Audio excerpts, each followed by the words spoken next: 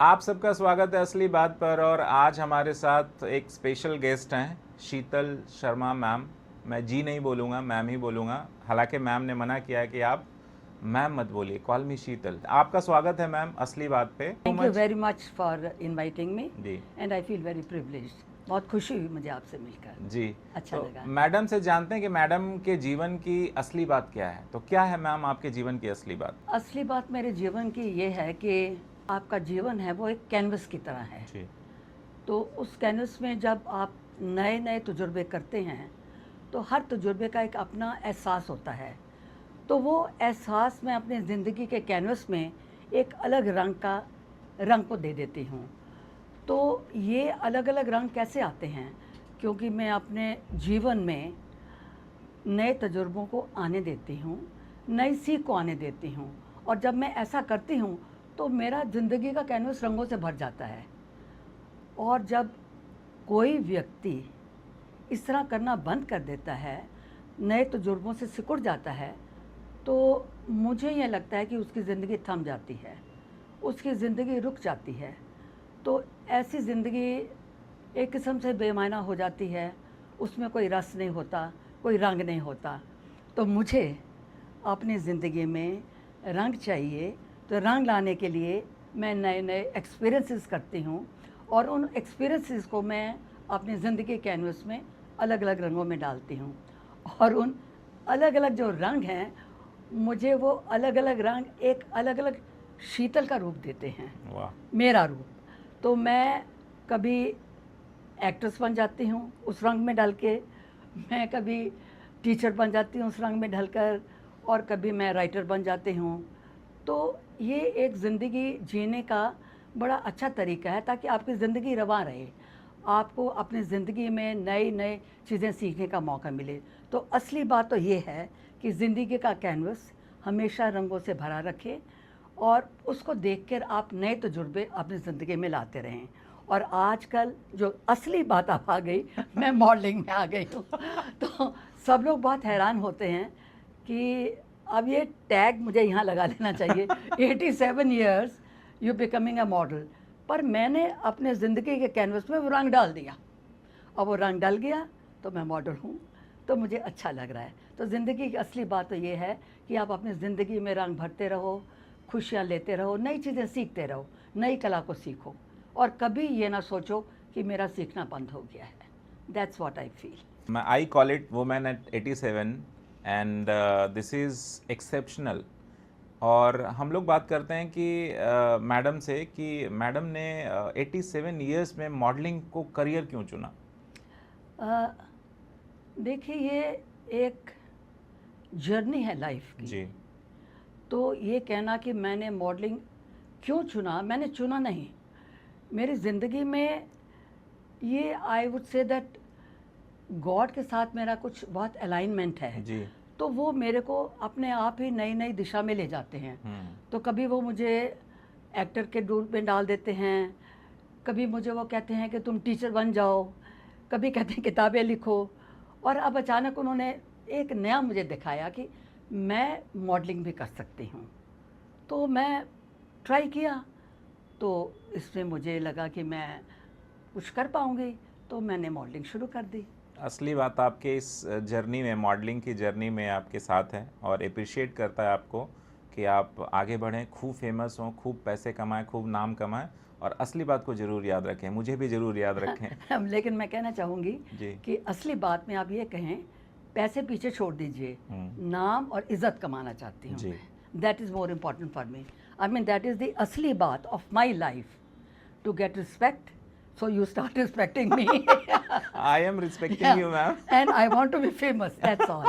इतना ही मेरा। फेमस तो आप पहले से ही हैं। हाँ, शुक्रिया, बहुत शुक्रिया। फेमस तो आप पहले से ही हैं। आपने अभी कहा कि भगवान आपको रास्ता दिखाते हैं हर चीज़ के लिए, जो भी आपके जीवन में आपको मिला है या आगे मिलेगा। तो कैसा कनेक्शन है भगवान से? किस भगवान को आप सबसे ज़्यादा मानती हैं, और क्यों? जहाँ जब आप भगवान की बात करते हैं और क्रिएटर की बात करते हैं, तो जब सुबह मेरी आँख खुलती जी। है, सुबह सुबह जो पहली आँख मेरी खुलती है मेरे लिए, वो मोमेंट एक इतना अहम होता है कि खुलते ही आँख, I think of God. Okay. मुझे ये लगता है, मैं भगवान को थैंक यू करती हूँ। मैं कहती हूँ भगवान आपने मेरे को एक नया दिन और जीने के लिए दिया, और मैं कहती हूँ कि आप मुझे ब्लेस करें, आज के दिन मैं कुछ और अच्छा काम कर सकूँ। तो मेरा गॉड के साथ I align very much with the God. और उस वक़्त आप यकीन माने, मेरे अंदर ग्रैटिट्यूड टू गॉड इतना स्ट्रॉन्ग होता है कि मैं अगर अभी भी फील कर रही हूँ, कभी कभी मेरी आंखों में आंसू आ जाते हैं। मतलब the life has been so nice to me, thank you God for that. उसमें मेरा कुछ नहीं है, सब जो दिया है ऊपर वाले ने दिया है, और जो रास्ता दिखा रहे हैं मैं उस पर चल रही हूँ। असली बात भी यही है। कई बार लोग परेशान होते हैं मैम, तो भगवान को कई लोग उल्टा सीधा भी बोलते हैं कि भगवान मेरी सुनता नहीं है, या आज लगता है भगवान को चालीसा पसंद है, या किस तरह से लोग भगवान को, आपके एक्सपीरियंस में किस तरह से हम लोग भगवान को मान सकते हैं ताकि जो ब्लेसिंग्स है वो उन पे बनी रहे। और कई लोगों को लगता है वो ब्लेस्ड हैं, कई लोगों को लगता है कि भगवान उनको ब्लेस नहीं कर रहे। शायद ये मानने का तरीका अपना अपना होगा, बट एक आइडियल तरीका क्या होना चाहिए गॉड को याद करने का? देखिए, भगवान को याद करने का या भगवान के बारे में कोई विचार करने का कोई आइडियल तरीका किसी का नहीं है। जी। This is a very personal matter, hmm. ठीक है ना। अगर मैं चाहती हूँ मेरे साथ ये ज़िंदगी में कुछ हो, और अगर नहीं होता, बहुत दफ़ा ऐसा है, मेरी सारी इच्छाएं तो पूरी नहीं होती हैं जी। तो, लेकिन मेरी लाइफ मैं डिज़ाइन नहीं करती हूँ। मेरी लाइफ जो डिज़ाइन करता है वो मेरा भगवान करता है।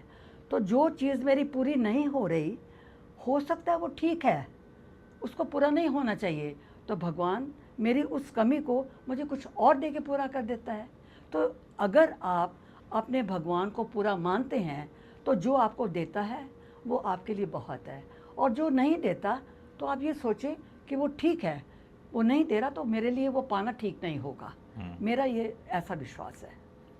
आपके करियर में जब आप अर्ली स्टेज में थी, जब आपने पहला असाइनमेंट लिया होगा अपने जीवन का, आपने पहली जॉब की होगी, तो वो जर्नी कैसी थी? कहाँ से आपने करियर शुरू किया मैम, और क्या किया है आपने जीवन में अब तक, वो थोड़ा बताइए खुल के हमें। मैंने जीवन में बहुत कुछ किया है अलग, जैसे मैंने पहले ही आपसे बात की जी। कि वो मैं जीवन के कैनवस में अलग अलग रंग डालती हूँ, तो अलग अलग करती रही। तो अगर मैं अपने बचपन की तरफ जाती हूँ और आज जहाँ मैं बैठी हूँ, तो मुझे उसमें बहुत फ़र्क नज़र आता है। बचपन में मुझे वैलिडेशन की बहुत ज़रूरत लगती थी कि लोग मुझे देखें, लोग मेरी तारीफ़ करें। तो कुछ थोड़ा सा मेरे को उस वक़्त सेल्फ़ कॉन्फिडेंस कम था, तो वो कमी थी, तो पढ़ाई में भी इंटरेस्ट नहीं होता था। मतलब मुझे ये याद है कि बचपन में जब भी मैं होमवर्क का टाइम आता था घर में, मेरे लिए एक प्रॉब्लम थी कि ये कैसे होगा। मतलब I never like my studies. पर देखिए कि लाइफ में जो भी कोई आपका चैलेंज आता है, जब आप उस चैलेंज को स्वीकार कर लेते हैं तो चैलेंज आपका वो सक्सेस बन जाता है। जब मैंने ये सोचा कि ये पढ़ाई इतनी मुश्किल क्यों है, then I took up that challenge, and believe me, आगे बढ़ते बढ़ते जब मैंने बीएड किया तो पंजाब यूनिवर्सिटी में मेरा 4th पोजीशन था। तो वो बच्चा जो रोता था होमवर्क करने के लिए, वो देखिए कहाँ पहुँच गया। तो जो आपकी ज़िंदगी में चैलेंज आते हैं, हर चैलेंज आपको कुछ ना कुछ सिखा के जाते हैं जी। तो जब मैं थिएटर में आई, मेरे लिए ये भी एक बहुत बड़ा चैलेंज था। चैलेंज इस तरह कि स्टेज पर आप जाएंगे, लोग आपको देखेंगे, तो एक फियर होता है माइंड में। तो ये चैलेंज है कि आप उस फियर को कैसे कॉन्कर करें जी। उस डर को कैसे आप हटा सकें। तो उसके लिए आपको मेहनत करना पड़ता है। इमोशंस जो कैरेक्टर की हैं वो इमोट करें, आप वॉइस मॉड्यूलेशन सीखें। तो जब आपका ये फियर, आप अपनी मेहनत में कन्वर्ट करते हैं, तब आपको लगता है कि आप एक अच्छे एक्टर बन सकते हैं। और ऐसा मैंने किया। अपने फियर को दूर करके मैंने इमोशंस को सीखा कि कैसे मैं दिखाऊं। जैसे अगर अभी आप कहेंगे कि मुस्कुराओ तो मैं मुस्कुरा दूंगी। मतलब मेरा कहने का है कि इमोशंस को जाहिर करना, वॉइस मॉड्यूलेशन करना, ये सारी चीज़ें मैंने तब सीखी। और फिर क्या था कि मैं आगे बढ़ गई। जब प्ले होता था और हम इमोट करते थे, लोग बहुत प्रभावित होते थे तो तालियां बजाते थे। तो एक चैलेंज से जब आप निकलते हैं, वो आपका एक स्टेपिंग स्टोन है सक्सेस के लिए। राइट। तो जब मैं राइटर बनी तो मेरे लिए एक ये बहुत बड़ी बात थी कि मेरे अंदर ये बहुत, अभी भी ये धारणा है कि शिक्षा वो हो जो बच्चा अपने आप सीख सके। हमें बच्चों में एक्सप्लोर करने की, ऑब्ज़र्व करने की, प्रॉब्लम सॉल्विंग करने की, ये सारी चीज़ें डालनी चाहिए। तो जब मैंने अपने, मुझे याद है, इन्वायरमेंटल स्टडीज़ लुक अराउंड उसका नाम दिया था, सीरीज़ लिखी, तो यही सब चीज़ें मैंने उसमें डाली कि बच्चा अपने आप सीखेगा। तो पता नहीं मुझे क्या इम्पल्स आया कि मैंने ये किताब लिखी है। तो आप मिस्टर खुशवंत जी को तो जानते होंगे, बहुत बड़े ऑथर रह चुके हैं। उनका हमेशा हिंदुस्तान टाइम्स में कॉलम आता था ना, malice for one and all. मैंने उनके यहाँ फ़ोन कर दिया, तो उनके सेक्रेटरी ने फ़ोन उठाया, तो मैंने कहा ऐसे ऐसे मैं एजुकेशन में हूँ, तो मैं उनसे मिलना चाहती हूँ। And he was a very nice and kind man. उन्होंने मुझे टाइम दे दिया, मैं चली गई। उनके यहाँ ड्राइंग रूम में किताबें भरी हुई थी, तो शर्म तो मुझे आ रही थी कि मैं कौन हूँ जो यहाँ आ गई। तो मैंने उनको फिर अपनी किताब दी, सीरीज़ रखी। मैंने कहा कि मतलब बहुत प्यार करने वाले व्यक्ति थे, तो मैंने कहा ये बच्चों के लिए है, तो मुझे मालूम नहीं आपको इसमें इंटरेस्ट आए ना आए, पर मैं ये चाहती हूँ कि आप ज़रूर देखें। मैंने, उन्होंने कहा छोड़ जाओ छोड़ जाओ। और थोड़ी देर बैठी, बात की, तो मैं आ गई। हफ्ते के बाद मुझे उनके सेक्रेटरी ने फ़ोन किया, आप अपना तस्वीर भेज दीजिए। मैं खुश भी हुई और हैरान भी हुई। तो मैंने अपना तस्वीर भेज दिया, एंड लो एंड बिहोल्ड उन्होंने अपने कॉलम में मेरी उस लुक अराउंड सीरीज़ की बहुत तारीफ़ की कि इन्होंने बहुत अच्छा लिखा है, ऐसी किताब आई नहीं। और यकीन मानिए कि उनके लिखने के बाद हिंदुस्तान टाइम्स, स्टेट्समैन, सब में मेरी किताब की तारीफ़ हुई।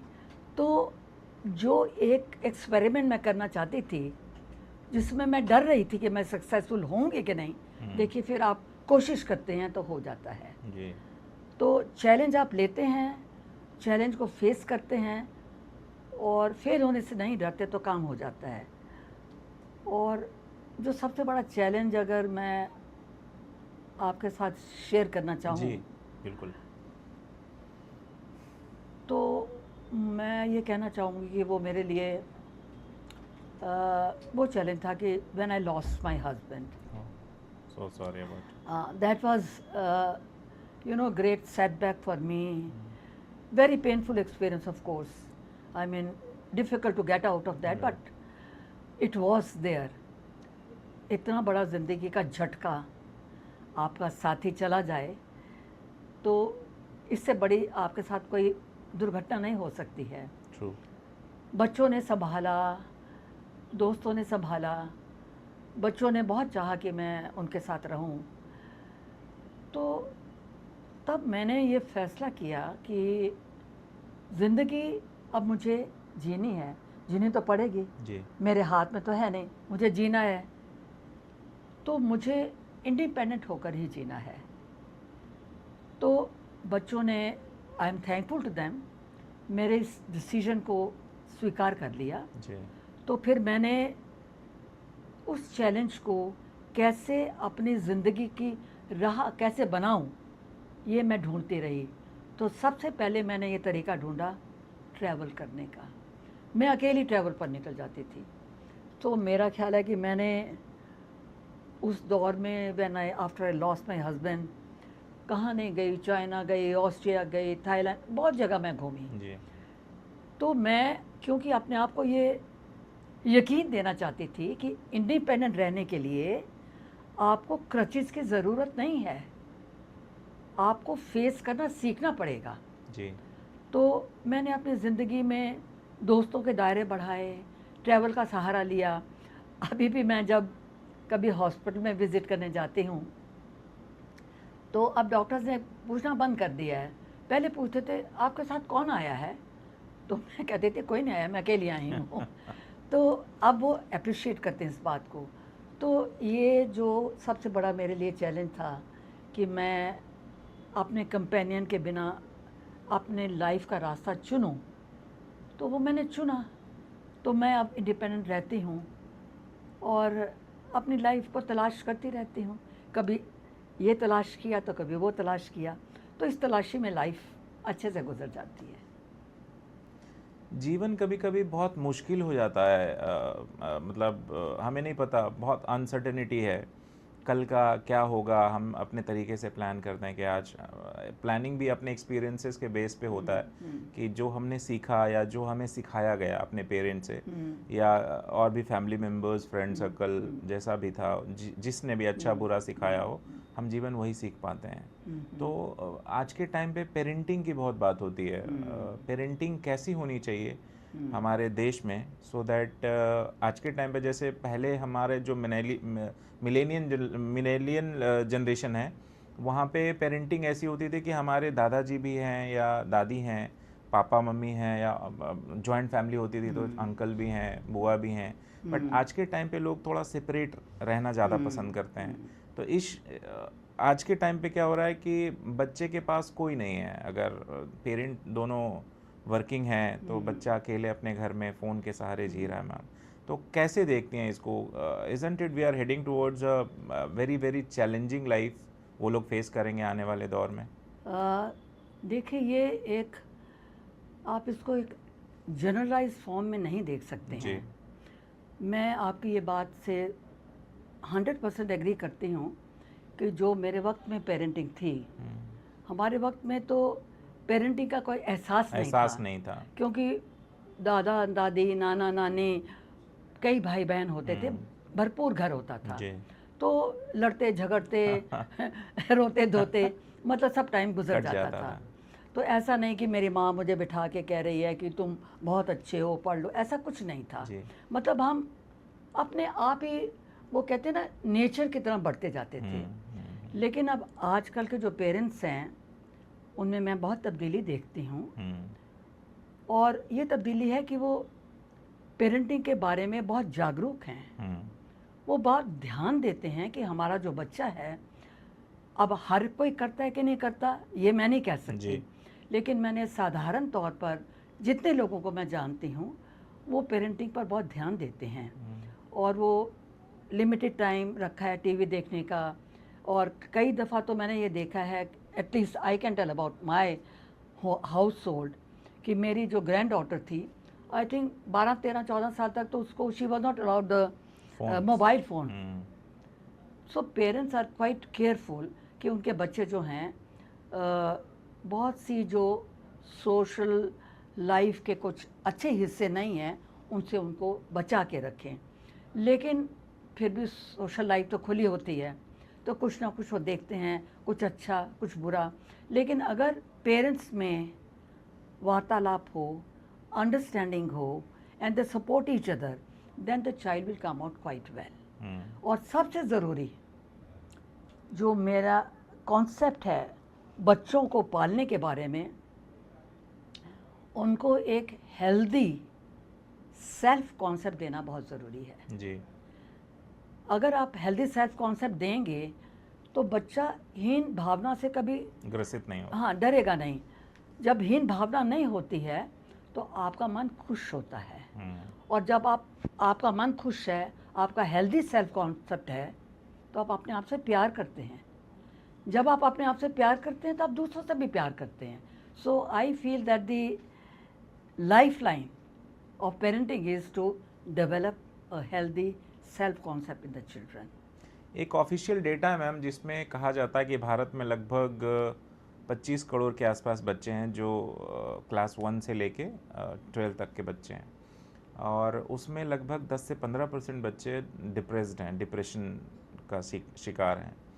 और अगर हम डेटा देखें तो लगभग 3.5 करोड़ बच्चे 25 करोड़ में से।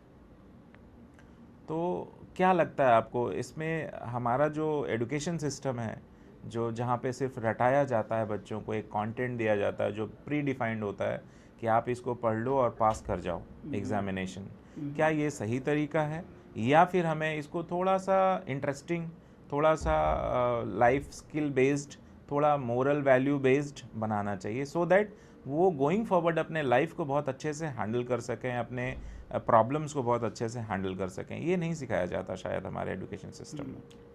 आपने बहुत सही सवाल किया है जी और ये रियलिटी में सही है। जी इसके दो एस्पेक्ट हैं। जी एक तो बच्चे डिप्रेशन में क्यों जाते हैं जी और दूसरा हमारे एजुकेशन सिस्टम में कमी क्या है। हम्म, डिप्रेशन में जाने के तो बहुत से कारण हो सकते हैं। कुछ कारण ये हो सकते हैं कि माता पिता उनको सही ढंग से बड़ा नहीं कर रहे हैं। प्रेशर भी बहुत होता है प्रेशर हो गया, कई डिप्रेशन के कई मार्क्स कारण का हो सकते प्रेशर हैं। बहुत है या आज के टाइम। पढ़ाई का प्रेशर है। फिर दूसरा बात है बॉडी शेम हो गया।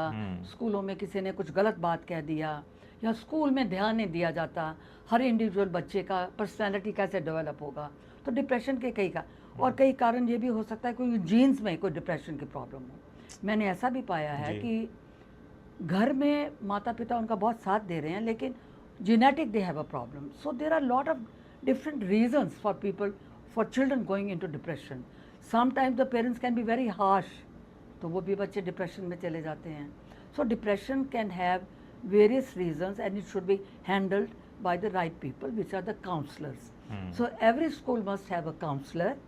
तो अगर कोई बच्चा आपको डिप्रेस लगता है तो वो काउंसलर के साथ उसका वार्तालाप कराना चाहिए जी तो दूसरी बात जो आप कह रहे हैं कि रोड मेमोरी फंक्शन और मॉरल वैल्यू नहीं है, आप बहुत 100% बात सही कह रहे हैं। बच्चों के ऊपर क्या होता है, नॉलेज थोप दो, they have to get 99% marks, that is the end of it, but that is not the end of education, that is not the purpose of education.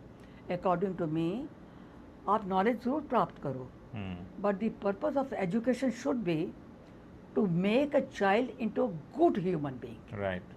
उसको पता होना चाहिए कि लाइफ की वैल्यूज़ क्या हैं, मैंने शेयर कैसे करना है, मैंने अपने माता पिता की रिस्पॉन्सिबिलिटीज़ कैसे निभानी हैं और सोसाइटी में मैंने क्या देना है। तो जब तक आप बच्चे को ये नहीं सिखाते हैं तो आप उसको एक अच्छा इंसान नहीं बना सकते हैं। मुझे आपकी इस बात से मैं शेयर करना चाहूँगी कि जब मैं स्कूल को हैंडल कर रही थी, जी from teaching I graduated to becoming the head of the school, तो स्कूल में हमारी फ़िलॉसफी बिल्कुल अलग थी। उस स्कूल में हमारा ये था कि हमने बच्चों को अच्छा नागरिक बनाने का ज़रूर प्लान करना है। तो therefore there were lot of activities, weekly activities were conducted. इस वीक में ये शेयरिंग वीक है तो बच्चे एक दूसरे से शेयर करेंगे। ये वीक है work at home with your parents, तो वो पेरेंट्स लिख के देते थे कि आज बच्चे ने तकिया ठीक किया वगैरह वगैरह। तो therefore you have to, in order to inculcate values, you have to go into the practical training. ये कोई थेरेटिकल ट्रेनिंग नहीं है। You have to tell them to do that and then they acquire the habits. So हमारे school में बच्चों का क्या था, हमने उनकी कमेटी बना दी, छोटे लेवल की एक, मतलब 1 to 5 एक, 8 to 7 लाइक दैट। तो वो कमेटी जो होती थी बच्चों की, वो रूल्स खुद बनाती थी कि शोर नहीं मचाना, टैप खुला नहीं छोड़ना, डेस्क आपने साफ करके जाना वगैरह वगैरह। तो जब आप बच्चों में ये भावना पैदा कर देते हैं कि ये स्कूल आपका है, ये रूल आपके हैं, तो वो रूल फॉलो करते हैं। हम तो आराम से ऑफिस में बैठ जाते थे and it was a pleasure watching children doing everything by themselves and in fact coming out with the ideas, नहीं ये ठीक रहेगा, ऐसा करना चाहिए। So you have to inculcate those values by practical training, that is not written in the books। आप उनसे वो काम करवाएं जिससे उनके व्यक्तित्व में वो हैबिट्स की फॉर्मेशन हो, that is what it is. और मैं ये बताना चाहूँगी कि मुझे वो किस्सा भूलता नहीं है कि जी। हमने मतलब ये लोगों में भावना डाली होगी बच्चों में that you have to share care, बताया मैंने अभी। तो बहुत अरसा गुजर गया, बच्चे पास आउट हो जाते हैं। मैं एक दिन ऑफिस में बैठी थी तो एक लिफाफा प्रिंसिपल के नाम आया, तो मैंने खोला तो उसमें से एक चेक निकला। तो मैं कुछ हैरान सी हो गई, चेक स्कूल के नाम कौन देगा।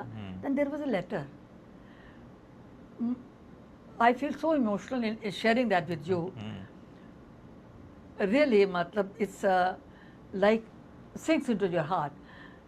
कोई स्टूडेंट था जो उसको, मैं तो भूल चुकी थी, उस स्टूडेंट ने ये लिखा था कि हमने स्कूल में ये सीखा है कि जब आपको कुछ मिलता है तो आपको देना चाहिए, शेयर करना चाहिए। तो ये मेरी सैलरी है, इस सैलरी का पहला हिस्सा मैं स्कूल को दे रहा हूँ। Just wow. I mean amazing. So you feel that is the education. You know, बच्चों में आप अच्छी भावना, अच्छी वैल्यूज़ डाल सकें, इससे बढ़ के तो एजुकेशन और अच्छे हो नहीं सकते ना। अच्छे इंसान बनाना आपका एम होना चाहिए। That is what I feel. आप इतने सारी कंट्रीज में गई हैं, आप एक शिक्षाविद भी रही हैं, एडुकेशनिस्ट रही हैं, तो मस्ट भी आपने एक्सपीरियंसेस किए होंगे वहाँ पे उनके एजुकेशन सिस्टम को। तो इंडिया के एजुकेशन सिस्टम को, जहाँ पे पहले गुरुकुल होते थे और जहाँ पे गुरु की सेवा, शेयरिंग एंड केयरिंग और लगाव, डिसिप्लिन, ये सब प्रायोरिटीज़ होते थे। आज के टाइम पे वही कंटेंट ही है। तो हमारा जो एजुकेशन सिस्टम है भारत का और जो और देशों के एजुकेशन सिस्टम में क्या डिफरेंस है मैम, आपके अकॉर्डिंग? बेसिकली जहाँ मैं गई, जैसे फॉर एग्जांपल जापान का, क्योंकि मुझे ऐसा लगता है कि भारत में अभी एजुकेशन को सीरियसली नहीं लिया जाता।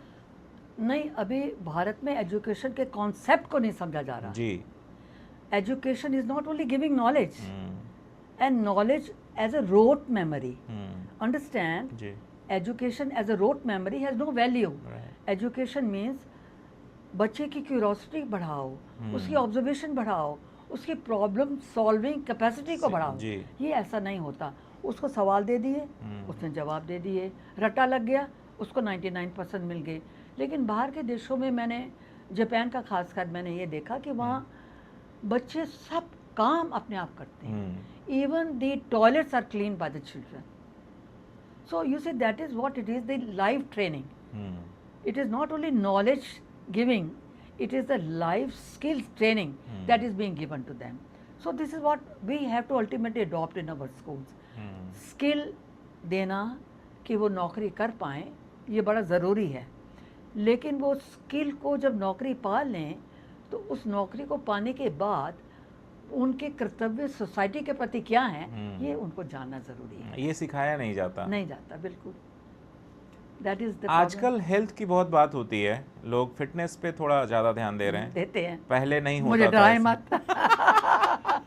पहले ऐसा नहीं होता था। पहले, आजकल प्रिवेंटिव ऑर्गेनाइजेशंस बहुत आ गई हैं जो कहती हैं कि हर 6 मंथ्स में, 3 मंथ्स में आपको प्रिवेंटिव टेस्ट कराने चाहिए। पहले लोग कॉन्फिडेंस में हेल्दी होते थे कि मैं मुझे सुनना चाहिए क्योंकि मैं नहीं कराती हूँ। नहीं, लोग कराते हैं मैम, मैं अपने अक्रॉस देखता हूँ, और जो लोग कराते हैं वो कनेक्ट करेंगे, और जो नहीं करा रहे हैं शायद वो इस ब्रैकेट में नहीं है कि अभी उनको इस चीज़ों को, हेल्थ को सीरियसली लेना चाहिए, specially when you are crossing 40 this days. The lifestyle which we are having in metro cities, गांव के लोग तो अभी भी फिट हैं। I belong to Jharkhand, very small place, Satgama मेरे गांव का नाम है। सो मैंने अपना लगभग 15-18 साल गांव में ही बिताया, और मेरी एजुकेशन, इनिशियल एजुकेशन गांव में ही हुई। Then I shifted to Patna, and then I shifted after this secondary education, मैं दिल्ली आ गया। दिल्ली से I have done my graduation and all, और उसके बाद की जर्नी कभी और बताएंगे हम लोग अगले एपिसोड में। तो हम लोग बात कर रहे थे, हेल्थ इम्पॉर्टेंट है या वेल्थ इम्पॉर्टेंट है, कि वेल्थ के चक्कर में हेल्थ चला जाता है। बाद में रियलाइज़ होता है कि मैंने अपने हेल्थ को कभी सीरियसली नहीं लिया। तो आजकल ऐसे एक बहुत ही ऐसे कैटेगरी है लोगों की जो कहते हैं कि पैसा तो मैंने बहुत कमाया, बट अपने शरीर का मैं ध्यान नहीं रख पाया। या दूसरी कैटेगरी वो है जो कहते हैं कि मैं फिटनेस हूँ, बट मैंने कभी पैसा नहीं बनाया। तो दोनों में से आपके अकॉर्डिंग, आपके एक्सपीरियंसेस के अकॉर्डिंग कौन इम्पॉर्टेंट है, हेल्थ या वेल्थ, या दोनों? देखिए, अगर हेल्थ है तो वेल्थ आ जाएगा जी। तो अगर हेल्थ ही नहीं तो वेल्थ कहाँ से आना है? हम्म, तो सबसे पहले तो आप अपना ध्यान रखें। लेकिन जो आप ये बात मैं आपकी मानती हूँ कि जो गांव के लोग हैं, जी, because they do lot of labour, hmm, चलना, पैदल चलना, खेत में काम करना, जी, फिजिकल एक्टिविटी उनकी इतनी होती है हम्म, कि उनकी सेहत ठीक रहती है। Another factor that they are having good food, hmm, mind you, organic food, organic food, so इससे उनको बहुत फ़ायदा फायदा रहता होता है। है। तो शहरों में जो लोग काम करते हैं, कंप्यूटर पर काम किया, बहुत देर तक बैठे रहे, that is all not good. But now people are realising, hmm, ऐसा नहीं है। अब बहुत से लोग, मैं ये कहूँगी जो 40s में हैं या 50s में हैं, they do realize that you have to do some exercise every day. I seen people going to these gyms, joining some games and things like that. So लोग हेल्थ कॉन्शियस हैं, ऐसा नहीं है। तो वेल्थ कमाना अलग बात है, लेकिन हेल्थ का ख्याल, prime concern is health, I would put it that way. आप हमारे दर्शकों के साथ शेयर करिए कि आप खुद को कैसे फिट रखती हैं। I will not quote the age again because no हम प्लीज डू, कई बार please do, please do tell them. Age नहीं बताएंगे तो बात क्या बनेगी? at the age of 87 madam is looking so gorgeous, so beautiful. Thank you. And how she is maintaining, what is the lifestyle, will madam will share. So आप देखते रहिए, share करते रहिए असली बात, और देखिए हमारे पॉडकास्ट पे मैडम बताएंगे कि वो क्या एक आइडियल लाइफस्टाइल होना चाहिए। आप अपने आप को कैसे फिट रखती हैं मैम, और कैसे मोटिवेटेड रखती हैं अपने आप को रादर? मोटिवेटेड इसलिए, पहले मोटिवेशन का जी जवाब जी दूंगी। जी। मोटिवेटेड मैं इसलिए रखती हूँ क्योंकि मैं इंडिपेंडेंट रहती हूँ। हम्म, तो मुझे ये लगता है कि मुझे अपने ज़िंदगी का बोझ अपने कंधों पर रखना है, और अगर मुझे अपने कंधों पर रखना है तो मुझे अपनी हेल्थ का ध्यान रखना है। जी, और अगर मैं अपनी हेल्थ का ध्यान नहीं रखूँगी, बीमार हो जाऊँगी, तो मेरे बच्चों को प्रॉब्लम आएगी। So therefore I am very careful कि मैं अपने हेल्थ का ध्यान रखूँ। सो वंस अ ईयर और समथिंग लाइक दैट मैं डॉक्टर्स को hello hello hello hi hi करके आ जाते हैं, and they are also very happy to see me, oh you have come again. I mean we have become friends honestly, जी। Because I am in high spirit when I go to them. क्योंकि health का मेरा कोई concern, शुक्र है भगवान का, राब्ता है मेरा उनके साथ जी, और उनका ब्लेसिंग है। तो health wise I am all right. Health का मैं क्या ध्यान रखती हूँ, देखिए सुबह मैं वॉक करती हूँ एटलीस्ट हाफ एन आवर, और उसके बाद मैं योगिक एक्सरसाइजेस करती हूँ, फिर कुछ फिजियोथेरेपिस्ट ने एक्सरसाइज बताई हैं वो करती हूँ। जी, तो लगभग आप यूँ समझ ले कि मैं जब उठती हूँ, बड़े आलस में उठती हूँ वैसे मैं सच पूछे तो मेरी बहुत बिगड़ी हुई आदत है, मैं शेयर कर लेती हूँ असली बात पर। जी, लोग कहेंगे ये बहुत बिगड़ी हुई, पर मैं हूँ, मेरे हस्बैंड ने बिगाड़ा था ये मुझे। मैंने कभी ज़िंदगी में उठकर अपने लिए चाय का प्याला सुबह नहीं बनाया। पहले जब मेरे हस्बैंड थे तो बहुत प्यार से चाय का प्याला, शीतल उठने का टाइम है जी, तो मैं रोते रोते चाय पीती थी। और अब of course I have like helper, वो लाके रख देती है। चाय पीने के बाद थोड़ा सुस्ताती हूँ, फिर उठती हूँ। फिर उठने के बाद कम से कम अबाउट 1.5 आवर्स टू 2 आवर्स मैं अपने ये फिजिकल एक्टिविटी करती रहती हूँ। So I think that keeps me healthy. और योगा वगैरह करती हैं मैम आप? हाँ जी, योगा करती हैं आप? हाँ, योगिक एक्सरसाइजेस करती हूँ, कुछ जो मुझे बता रखी हैं कि मेरी बॉडी के लिए ठीक हैं वो मैं, because at every age every exercise yogic even may be may not be right. So therefore the exercises yogic which are suitable to my age, वो मैं करती हूँ। तो मैं रेगुलर करती हूँ। इनफैक्ट मैं वो करे बिना मेरा दिन ही नहीं शुरू होता। मतलब लगभग मुझे 9:30-10 बज जाते हैं। मैं बड़े आराम से करती हूँ और इन्जॉय करती हूँ। और जब मैं करती हूँ तो मज़े की बात यह है कि मेरे भजन साथ में चलते रहते हैं। तो भजन सुनना, एक बड़ा अच्छा माहौल है कि आप पहले तो भगवान से राब्ता कर लिया, ब्लेसिंग ले ली, फिर उसके बाद एक्सरसाइज कर, चाय पी ली खैर, फिर एक्सरसाइज शुरू करा आपने, और भजन सुनते हैं। और भजन में जो मेरा फेवरेट भजन है, शिवोहम शिवोहम, मैं बहुत सुनती रहती हूँ उसको। बस इसी तरह 9:30-10 बज जाते हैं। शिव जी को आप मानती हैं? ऐसा है कि मैं भगवान को किसी नाम से नहीं जानती हूँ। अगर मेरे से पूछें आप तो बहुत नाम दिए हैं लोगों ने भगवान को, और उसमें देवी देवता भी बहुत हैं। बहुत है। मैंने ऐसा कभी जाना नहीं है, पर वो जो भजन है उसमें ये एक शिवो हम शिव, मतलब जो क्रिएटर है वो मेरे अंदर है, तो इसलिए मैं अलाइन करती हूँ। मुझे लगता है कि क्रिएटर और मैं हम अलग अलग नहीं हैं, वही सोल मेरे अंदर है। तो जब मेरे अंदर वो सोल है तो मैं उससे जुदा नहीं हूँ। तो मैं जब जुदा नहीं हूँ तो बताइए जन्नत है मेरे लिए तो जी। So I am very happy with that feeling. जी।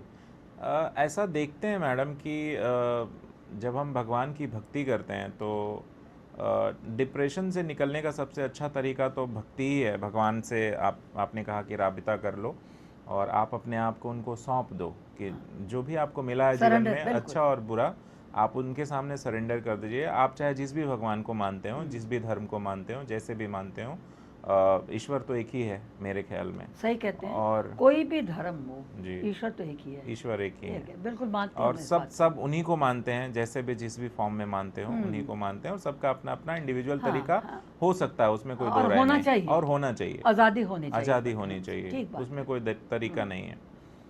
हम बात करते हैं आधी आबादी जो भारत की है फीमेल्स वुमेन की है, और सदियों से, मैं बोलूँगा सदियों से तो नहीं, मतलब जो हमने देखा है, जो हमने महसूस किया है कि हमारा जो समाज है वो ऐसे देखता है कि जो घर का बॉस होता है वो मेल होता है, वो घर में जो पैसे कमा के ला रहा है। और ज़्यादातर घरों में आज भी मेल्स ही वर्किंग हैं। फीमेल्स अब शहरों में, शहरों की बात नहीं कर रहा मैं, बात कर रहा हूँ जोग्राफिकल वाइज पूरे इंडिया की लगभग, जहाँ से 70-80% तो गांव से ही भारत देश है हमारा। वहाँ पे जो फीमेल्स हैं उनको क्या करना चाहिए कि वो अपना एक अलग रास्ता बना सकें, एक इंस्पिरेशनल होगा उनके लिए भी। आप जो बोलेंगी वो देखेंगे, बहुत सारे लोग, मोबाइल तो हर घर में है, अब वो लोग देखने लगे हैं छोटे छोटे क्लिप्स सोशल मीडिया के थ्रू, इतनी आज़ादी तो उनको है। बट जब मैं गांव में घूमता हूँ, अलग अलग स्टेट्स के लोगों को पढ़ने नहीं दिया जाता, लोगों को काम करने नहीं दिया जाता, ट्रेडिशंस की दुहाई दी जाती है कि हमारे यहाँ ट्रेडिशन है कि औरतें काम नहीं करेंगी, जॉब नहीं करेंगी, पैसा नहीं कमाएंगी। और जब तक वो जॉब नहीं करेंगी, कॉन्फिडेंस नहीं आएगा, मनी पावर नहीं आएगा, मतलब वेल्थ नहीं होगा, तो आपकी सुनी भी नहीं जाएगी। जो पैसा कमा के ला रहा है, जो आपके खर्चे उठा रहा है, वो अपना रौब तो जमाता है घर में, तो घर का बॉस वही है जो पैसा ला रहा है, क्योंकि पैसा ही सब कुछ, उसी से सब कुछ है, ज़रूरतें उसी से पूरी हो रही हैं। और साइकोलॉजिकली भी आप देखेंगे तो जो पैसा कमाता है वो डोमिनेट करता है ज़्यादातर केस में। तो इसको आप कैसे देखते हैं कि हमारा समाज कितना बदलना चाहिए या बदल रहा है कि फीमेल्स अब आगे आ रही हैं, अपनी चीज़ें रख रही हैं, अपनी डिमांड्स रख रही हैं, रिजर्वेशंस मांग रही हैं, अपने हक के लिए आगे आ रही हैं। ये ऑल ओवर द वर्ल्ड की बात कर लेते हैं हम लोग, not even India only. India तो कई चीज़ों में भी बहुत पीछे है। जहाँ पे हम डेवलप कंट्रीज़ की बात करते हैं तो वहाँ पे तो females are so good and so blessed कि उनके वो मेल और फीमेल में वहाँ पे डिफरेंस ही नहीं है। अलग अलग कंट्रीज में अलग अलग कंट्रीज में है, हर जगह ऐसा हर नहीं जगह है। ऐसा नहीं है। बहुत अलग जगह अलग कंट्रीज में अलग अलग है। कहीं तो फीमेल को बाहर ही नहीं निकलने देते, बुर्का पहन के वो घर में बैठी जी है। जी अलग जगह पर डिफरेंट सिचुएशंस हैं। बट हमारे देश में एक आइडियल सिचुएशन है जहाँ पे आपको कोई अपना अपना धर्म मानने की आज़ादी है, और यहाँ पे हर धर्म में कुछ ना कुछ ऐसे लोग हैं जो उसको मिसयूज़ करते हैं, डिकोड करते हैं या डिरेल करते हैं जो जो चीज़ें डिस्क्राइब्ड है पहले से। तो फीमेल को का एक आइडियल सिचुएशन क्या होना चाहिए जहाँ से उनको वो आज़ादी मिले हर धर्म में कि वो अपने हक के लिए बोल सके? देखिए, आप जो कह रहे हैं कि ऐसा मैंने महसूस ज़्यादा नहीं किया जी। मुझे ऐसा लगता है कि अगर आप अर्बन एरिया में देखें तो अर्बन एरिया में तो जो आजकल जितनी भी फीमेल्स हैं दे आर फुली लिबरेटेड जी। उनको कोई रोक नहीं है। मैं रोक टोक कैरियर के बारे में कह रही हूँ, आगे बढ़ने के बारे में कह रही हूँ, कुछ अच्छा काम करने के बारे में कह रही हूँ। वो आराम से करती हैं और ना समाज उन पर कोई बोझ डालता है, ना माता पिता उन पर बोझ डालते हैं। सो मच सो कि even at the age of 30, 40, 50 they are not married. But they are career oriented और वो अच्छा कमा रही हैं और अच्छा जीवन बिता रही हैं और कंट्रीब्यूट भी कर रही हैं, अपने पेरेंट्स को भी देख रही हैं, अपनी रिस्पॉन्सिबिलिटीज़ ठीक से निभा रही हैं। सो अर्बन एरिया में जो पढ़ी लिखी क्लास है उसमें ये सिनेरियो नहीं है जी। और बाकी जो हमारे यहाँ जो बैकवर्ड जो पढ़ी लिखी औरतें नहीं हैं, डिप्राइव्ड सेक्शन से आती हैं, मैं ये देखती हूँ कि वो हर औरत, मैंने ये देखा है, जाना है, अपने हस्बैंड से आगे बढ़कर कमा रही हैं।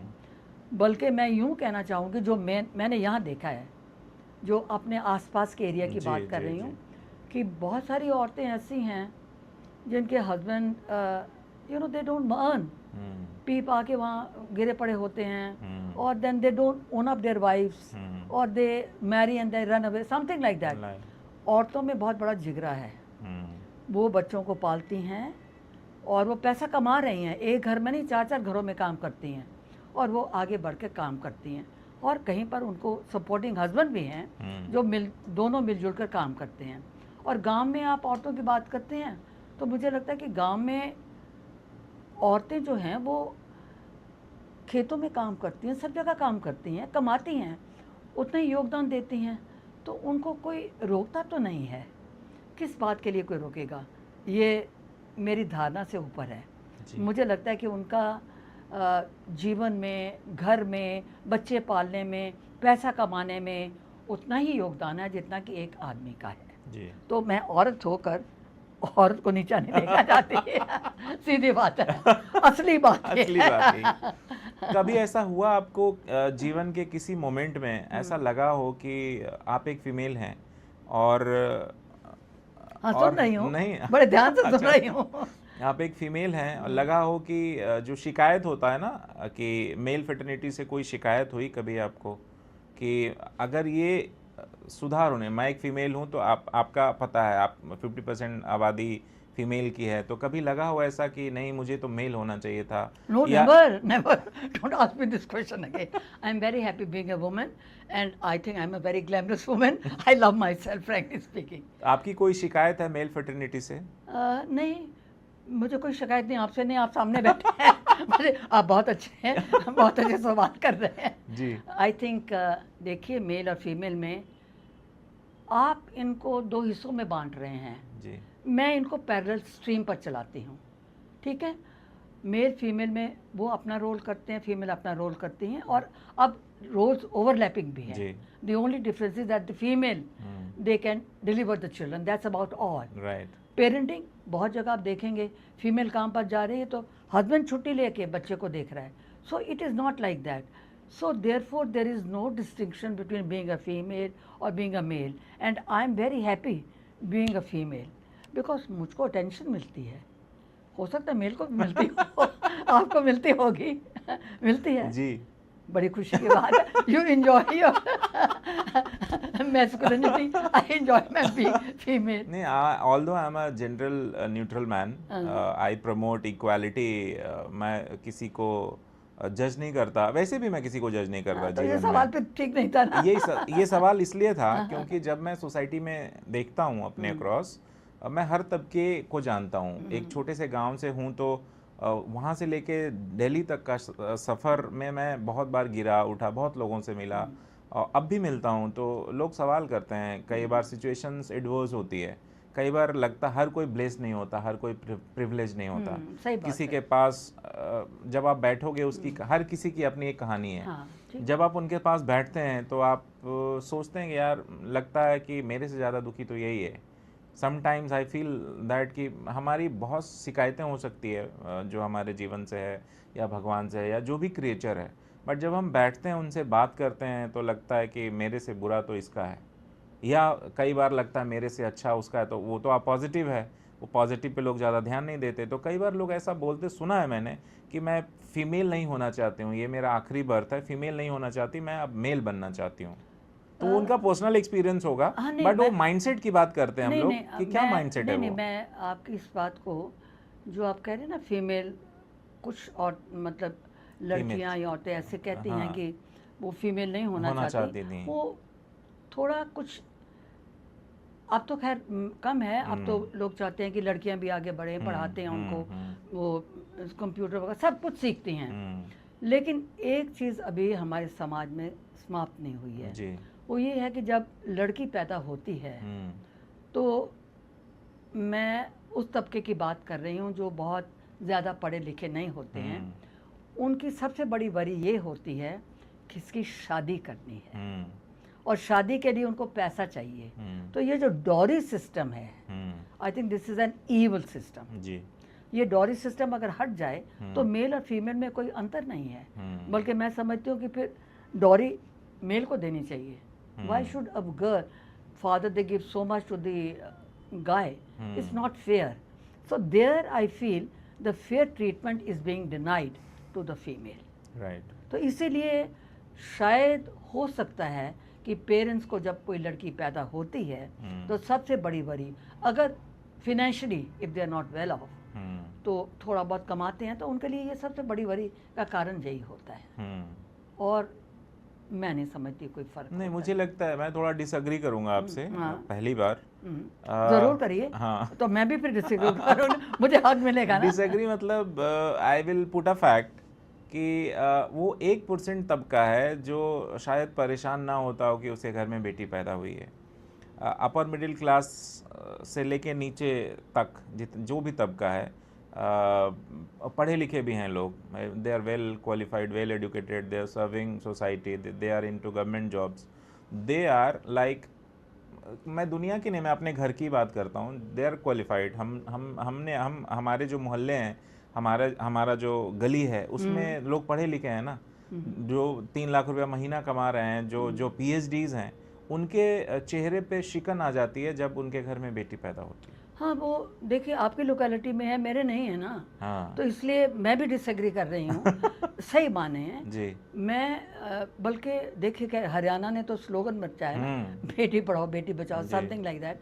But may be there are certain households जहाँ लड़की पैदा होती है तो उनको शिकन आती है। But I feel that there are many parents they want a girl instead, they find a girl. It's changing now, I think. Yeah it's changing. So like my daughter, she has got girl, my son has got a girl, and we are all very happy.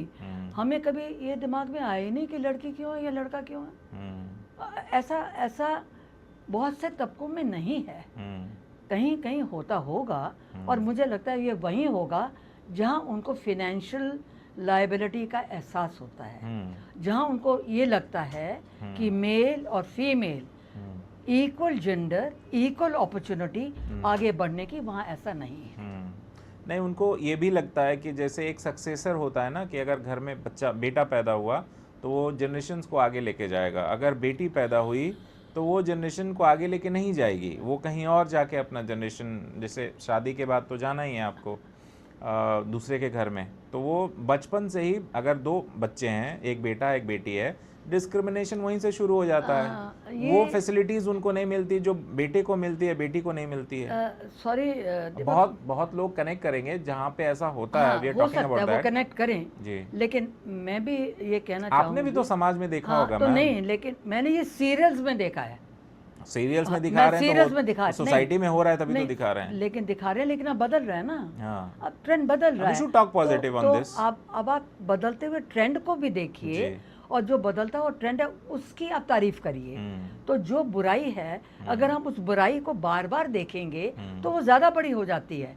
अगर आप उसको balance view में देखें कि ये बदल रहा है और जो बदलाव आ रहा है वो अच्छा है, तो फिर बहुत ठीक है ना। नहीं, बड़े सारे तबके में, मैं एलीट क्लास की भी बात करूँगा, शायद आपको ऐसा एक्सपीरियंस नहीं हुआ होगा, बट हम लोग आए दिन मीडिया में, न्यूज़ में सुनते रहते हैं, डॉरी की वजह से बहुत सारे जाने जाते हैं। तो डॉरी की बात मैंने बोली, that is the only evil that is causing the problem, कि भी लड़की पैदा हुई है, dowry, that's the only thing. अगर ये डॉरी सिस्टम, मैंने पहले भी आपसे बोला है और दोबारा रिपीट करना चाहूँगी कि अगर आप इस डॉरी सिस्टम को हटा दें, इसको सिंप्लीफाई कर दें, तो ये चीज़ कोई माता पिता बुरा नहीं मनाएंगे कि लड़की पैदा हुई या लड़का पैदा हुआ। बाकी रही वंश को आगे बढ़ाने वाली बात, तो ये तो अलग बात है। आई थिंक हमारा पॉडकास्ट थोड़ा सीरियस हो गया। हाँ, मुझे भी ये लग रहा है। I never intended it to go like that. बहुत ही सीरियस है। आई नो, और आप क्या बात करें, देखिए आप मॉडल से क्या सवाल पूछते हैं बताइए, ये सवाल पूछने के हैं। This is the actual India, this is the actual thing which you are Okay, talking about, okay, this is the fine, problem. fine. जिस Okay. समाज में हम रहते हैं उस समाज की चिंता करना भी हमारा दायित्व है। और चिंता नहीं कहिए, आप ये बोलिए कि उस समाज में आप अच्छाई कैसे ला सकते हैं, ये आपका क्या फर्ज है, आप उसको पूरा कीजिए। चिंता से चिंतन आएगा। हाँ, तो चिंतन चिंता के से बाद चिंतन मनन करिए। होगा। हाँ, तो आप चिंता बहुत करते हैं, चिंतन करिए। और मनन के बाद हम एक हेल्दी समाज की हाँ, कल्पना करते हैं। करना और चाहिए हमें, और हमें पॉजिटिव सोचना चाहिए। जहाँ भी हम हैं, अपने जिस भी स्टेज पे, जिस भी जगह पे आप हैं, आप अगर जॉब में हैं, बिजनेस में हैं, और भी कहीं हैं, फ्रीलांसर एक्टिविटीज़ में हैं, या आप आइडियल घर पे बैठे हों, तो भी आप पॉजिटिव सोचिए, अच्छा ही होगा आपके जीवन में। अब हम थोड़ा सा पॉडकास्ट को लाइट करते हैं और हम बात करते हैं दोस्ती की। बहुत ही ब्यूटीफुल टॉपिक है, और हम सब के जीवन में कोई ना कोई दोस्त होता है जो कभी ना कभी हमारा जीवन बदल देता है। और मैडम ने कहा कि हम पॉजिटिव बात करेंगे, तो हम सिर्फ पॉजिटिव दोस्त की बात करेंगे। दोस्ती कैसे होनी चाहिए? और आज के टाइम पे अगर आप हेल्थ मिनिस्ट्री का डेटा देखेंगे तो लगभग इंडिया में 15-17% लोग डिप्रेशन का शिकार हैं, जो एडल्ट की बात कर रहे हैं हम लोग। और कहते हैं कि जब आपके पास 4-5 अच्छे दोस्त हों तो आप डिप्रेशन में कभी नहीं जा सकते। और दोस्त ही वो हैं जो आपका हाथ आपकी तकलीफ़ों में भी थाम के रखते हैं। तो आपके पास कैसे दोस्त हैं मैम? अगर आप उनका नाम लेना चाहें, ऐसा क्या क्या इंसिडेंट रहा हो जहाँ से आपको लगा हो कि वाह, दोस्ती भी एक चीज़ है? ऐसा कभी वाव मोमेंट आपके जीवन में आया? देखिए, आप ये दो बातें, डिप्रेशन में लोग चले जाते हैं जी और दोस्ती की कमी के बारे में जाते हैं, ये मैं नहीं जानती हूँ। डिप्रेशन एक अलग टॉपिक है जी और दोस्त कैसे बनते हैं या कैसे होने चाहिए, ये अलग बात है। जी। तो मेरा एक्सपीरियंस ये है, या कह लीजिए मेरी नेचर ये है कि मैं जिसको भी मिलती हूँ मुझे उसमें अपनी दोस्ती नज़र आ जाती है। ये सही बात है। अब आप बैठे हैं तो मैं आपको अपने दोस्त के रूप में देख रही हूँ, क्योंकि मुझे हर इंसान में अच्छाई नज़र आती है। मैं उसकी बुराइयां नहीं ढूंढती हूँ। तो जब मुझे हर इंसान में अच्छाइयाँ नज़र आती हैं तो दोस्ती आपकी बहुत बड़ी हो जाती है। तो मैं तो जिसको मिलती हूँ मेरे वो दोस्त बन जाते हैं। और अगर कोई आपके लिए उन दोस्तों में से कभी किसी ने आपको नुकसान पहुँचाया या हर्ट करा, वो मेरा लेना देना नहीं है। उसने करा, ये उसका कर्म है, तो वो ऊपर वाला देखेगा ना।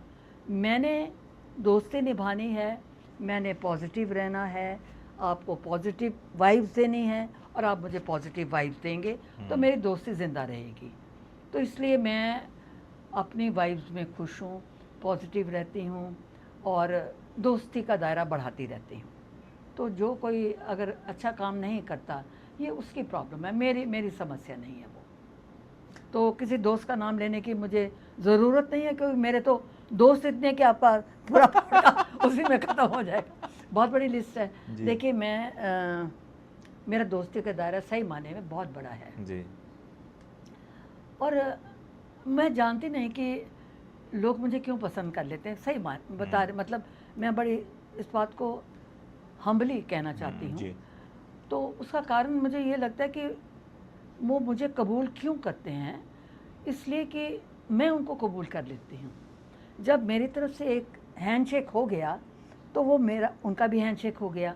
मैं प्यार देती हूँ, वो मुझे प्यार देते हैं, तो मेरी दोस्ती कायम रहती है। तो मुझे किसी से कोई शिकायत नहीं है, सब मेरे दोस्त हैं, अच्छे मित्र हैं और मुझे अच्छा लगता है। आप कर्मा थ्योरी को मानती हैं? हाँ, बहुत। कोई एग्जाम्पल के थ्रू आप समझा पाएँ तो अच्छा लगेगा हमारे दर्शकों को। कर्मा के बारे में जी। कभी कभी मैं इस कर्मा के बारे में सवाल बहुत उठाती थी अपने दिमाग में। अब नहीं। वो ये था कि मैं क्योंकि टीचर रह चुकी हूँ जी, तो अगर बच्चा कोई गलत काम कर रहा है, आज उसने गलत काम किया, तो मैं उसको आज ही बताऊँगी ना कि ये बेटा गलत बात है।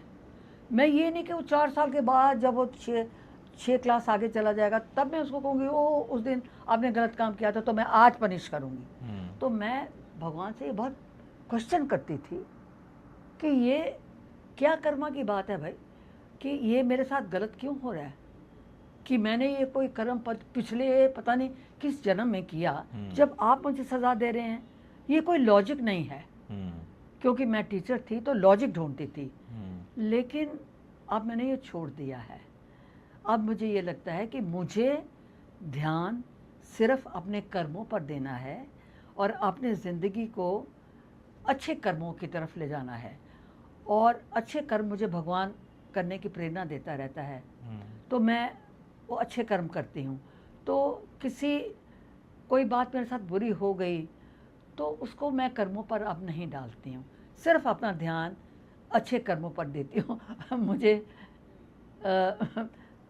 बात करते करते अचानक ऐसे लगता है कि कि अच्छे कर्म करने का मतलब जैसे लाइक अ गूगल मैप। हंसी की बात है ना ये। भगवान तो आपको देता ही है, लेकिन it's like a Google map, आपको रास्ता दिखाता है ना, आप सही रास्ते पर चलें, सही रास्ते पर चलें। कई बार वो मिसगाइड भी करता बता रही हूँ ना, नहीं सुनिए, यही तो बात है, आप इस रास्ते पर चलिए, और फिर बताता है कि इस रास्ते पर मत चलिए क्योंकि वहाँ भीड़ है। तो इसका मतलब ये है कि वो गूगल मैप की तरह है, रास्ता बताने के लिए कि आप इस रास्ते पर चलिए, उस रास्ते पर जाएंगे तो वो बुरे कर्म हैं, तो आप सीधे रास्ते पर चलिए, अच्छे कर्म करिए। और अगर आपके साथ किसी ने बुरा कर दिया है उसको माफ़ कर दीजिए। माफ़ी करना बड़ी मन की शांति है, सही मानिए, मतलब मन की जो शांति है माफ़ करने में है, देने में है, प्यार करने में है, खुशी देने में है। तो आप ऐसा जीवन चुनिए, ऐसा कर्म करिए। और कर्म में एक चीज़ बहुत ज़रूरी है जिसको मैं समझती हूँ कि आपको सिर्फ लेना नहीं है, कर्म में देना बहुत ज़रूरी है। दोस्तों को प्यार देना, अगर कोई अपसेट है तो उसका दुख बांटना, दुख कम करना, और अगर कोई नीडी है, ज़रूरतमंद है, उसकी ज़रूरत को पूरा करना, ये आपके कर्मों में ज़रूर शामिल होना चाहिए। और छोटी सी एक कहानी सुना सकती हूँ? हाँ बिल्कुल मैम, ऑल योर्स। वो कर्मों की बात करें ना, अच्छे कर्मों की, तो ऐसा मेरे मन में बहुत स्ट्रॉन्ग एक फीलिंग है कि थैंक यू गॉड, आपने मेरी नीड्स पूरी कर दी, I am very happy whatever I have got, thanks to him. लेकिन मुझे उसने दे दिया तो मुझे भी आगे देना चाहिए। बिल्कुल, ये फीलिंग कुछ सालों से मेरे में पहले नहीं थी।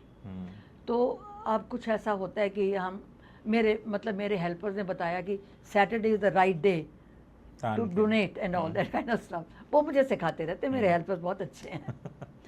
तो हम आटा वाटा की बोरियां मंगा लेते हैं, कुछ छोटी छोटी चीज़ें, बहुत ज़्यादा नहीं, कभी तेल कुछ मंगा लिया, जो झुग्गी झोंपड़ी में लोग रहते हैं उनको देने जाते हैं। 10-12 बोरी ले ली एक दफ़ा, तो गए, जो जो रहते हैं दे दिए।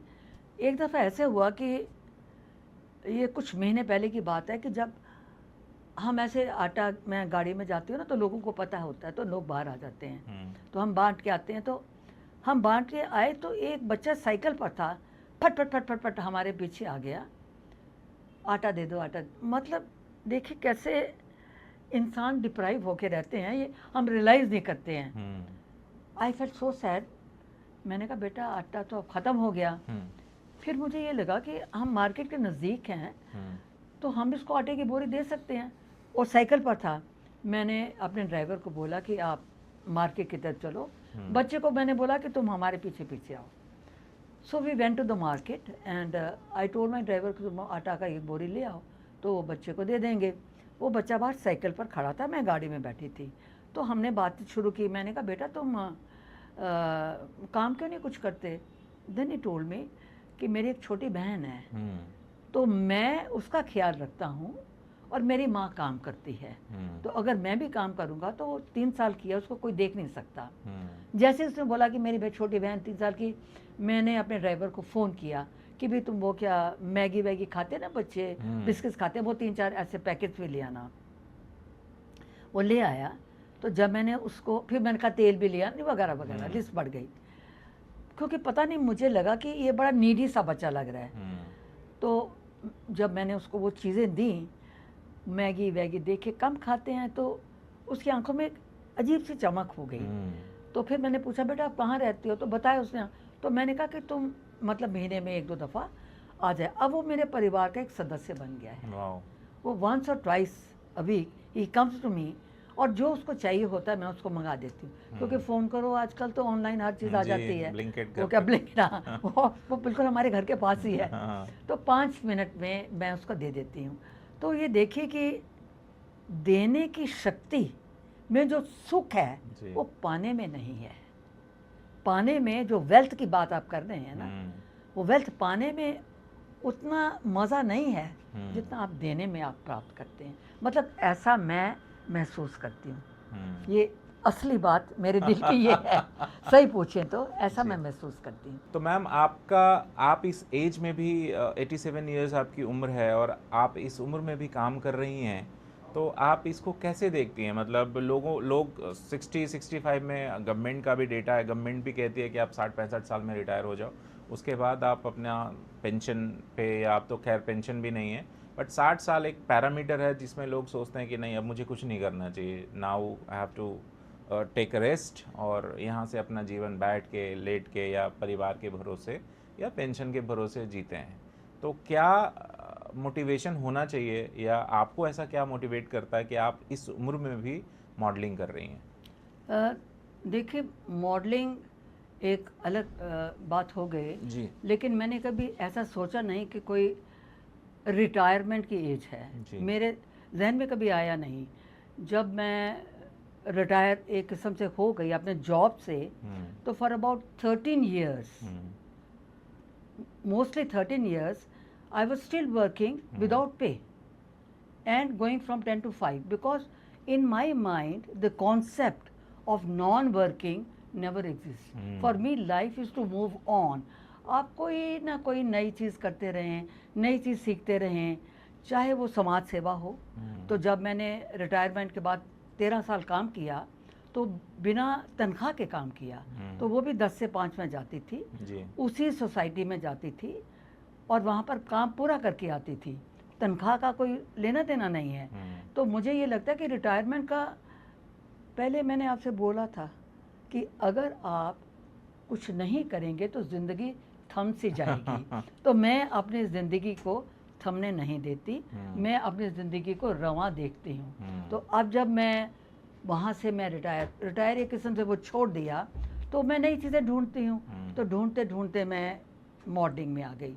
तो मॉडलिंग में आने का देखिए एक मैं यहाँ शेयर करना जी चाहूँगी जी जी। कि जो मैंने मॉडलिंग ज्वाइन किया, मैं एक किस्म से अपने आप को बहुत लकी समझती हूँ। ये कंपनी मॉडलिंग जो एजेंसी है DMSK, तो इनके जो मेरे टीचर्स हैं, जो ट्यूटर जिन्होंने मुझे मॉडलिंग सिखाया, जी। एक सुशांत कुमार हैं, जो खुद बहुत बड़े मॉडल हैं, लंदन में मॉडलिंग वगैरह करते रहे।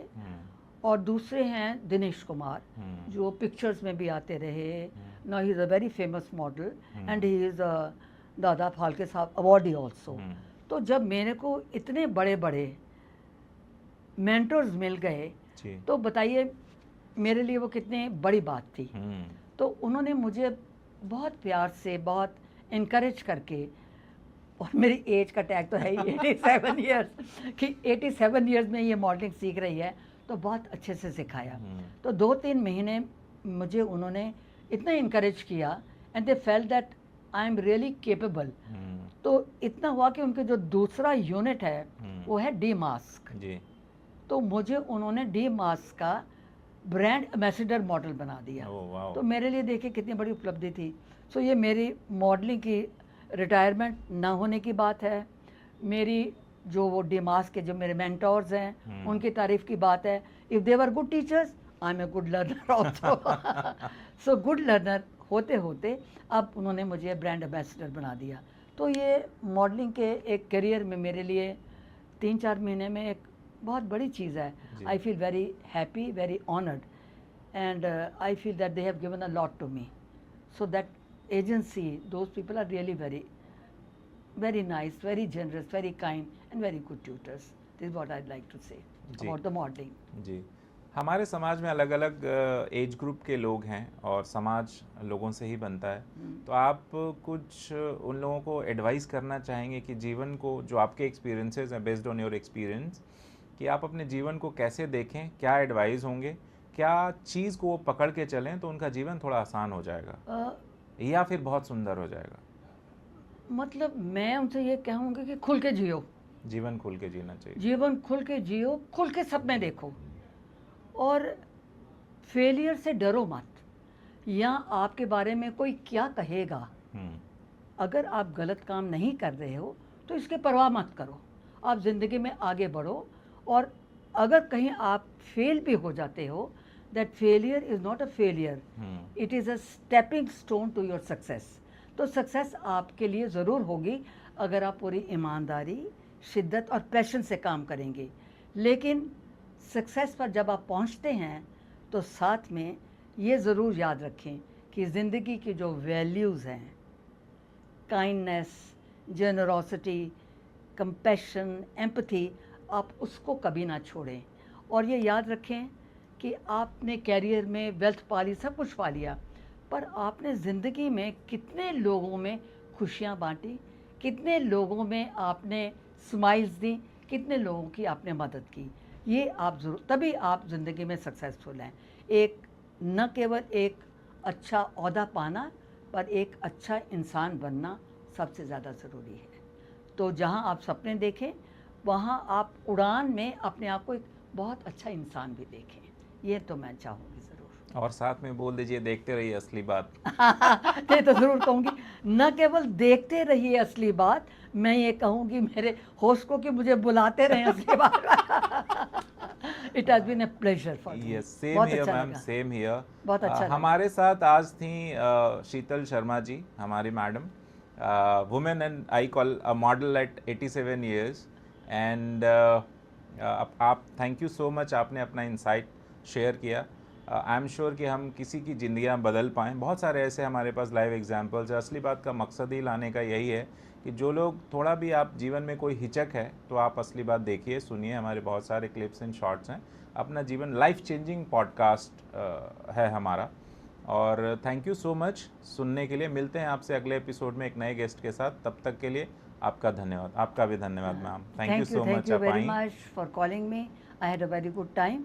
और आपके क्वेश्चन बड़े ज़बरदस्त थे, मुझे अच्छा लगा उनका जवाब उससे देना। ज़्यादा आपका जवाब, जो रिप्लाई था, वो बहुत चलो, शानदार आई एम था वेरी हैप्पी जी। That it was justified my coming over yes here. Yes thank you yes so yes. Much.